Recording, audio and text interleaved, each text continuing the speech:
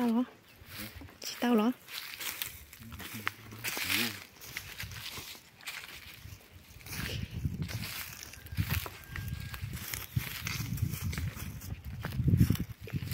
Tao giờ sống ở chỉ lứa tua lứa bò lo.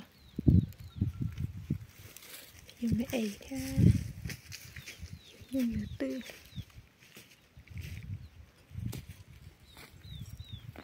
Gì đấy.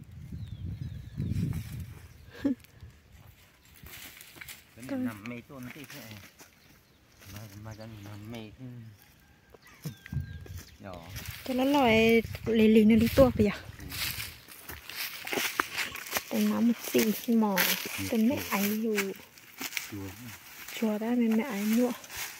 Đây nó muốn nó có to ở đó. Nó có tròn này con quá. Tên nó mẹ nhựa ấy nó sẽ nó chùa đó là mẹ. Chia chủ. Tụi nó sẽ chia. Chia đây tụi mẹ mẹ cái mỏ chia tới lo lẹ. Máy tụi mẹ mẹ tức là cái gì cũng mất sầu thay cho con nhớ đi ra họ nó mù chạm một chút được họ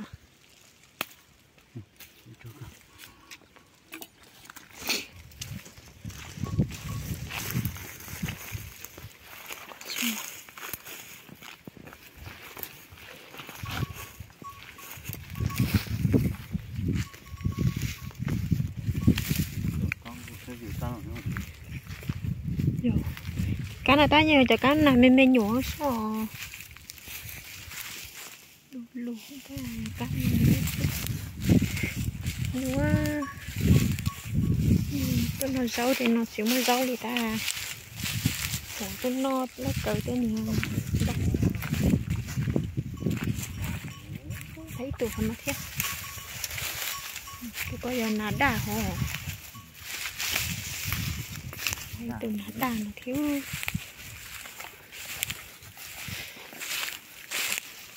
cái ít chả khó chơi một chút được thì khó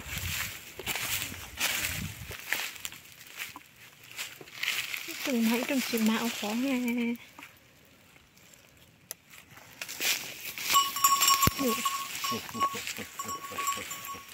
chạy luôn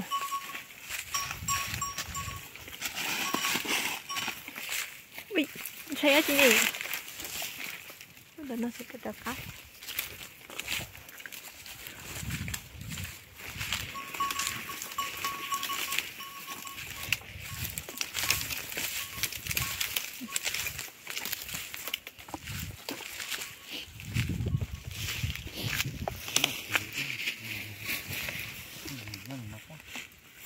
là sau mùa mà ta kia lá tôi giờ nè bây giờ ít trong họ nói giờ lá tôi giờ